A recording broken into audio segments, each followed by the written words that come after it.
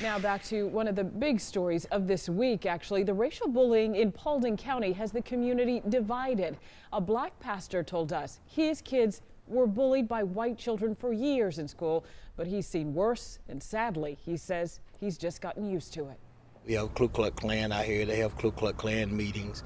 You know, they try to disguise it, but, you know, they'll ride around with their rebel flags and stuff, but that's just Paulding County. Now, we did speak to others, and not everyone agrees. I feel like it's very hometown. Everyone seems to feel welcome. I know me personally, try to be kind and nice to everybody, welcome everybody. I really don't, I don't see any issues personally. So we have two different perspectives there in Paulding County. We are joined now by CBS 46 political analyst, professor, and also Dr. Rashad Richey. So we just heard from some members of the community there. We did kind of an independent sampling. Right. But you've spoken to others as well. What are they telling you? I've spoken to parents. I've spoken to children.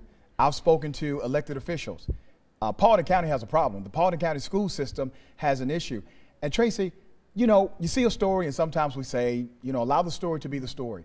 This was so egregious, I couldn't just sit back and do absolutely nothing when there are black children being bullied to such a degree that they're contemplating suicide, they're depressed, they're crying when they come home. Parents organized. The coalition is solid.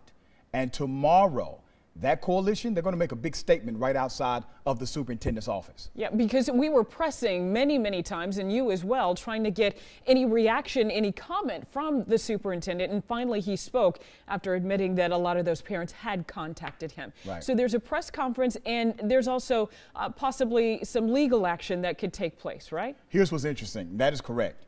The former district attorney of DeKalb County, Robert James, he heard about this last night.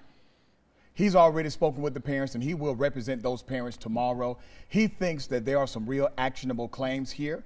And let me tell you this, the parents, they are not eliminating the option of a lawsuit against the school system because they have failed to enact a policy or enforce a policy to make sure their children are protected, but we're staying on top of it. Yeah, Robert James, certainly no stranger to small cases, certainly prosecuted many large ones in DeKalb County there. What do you think the case could possibly be for this? I mean, you know, this is starting to really get momentum across the state. Do you think this could go nationally as many of the other stories that we've covered? It depends on how Paulding County responds. You got to keep this in mind. They receive federal money, okay?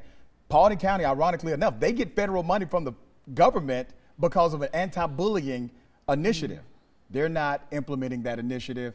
There's a complaint there to be filed. Civil rights violations and not protecting those children can go to federal court. Yeah, our political analyst, Rashad Richey, thank you. Thank you. Paul?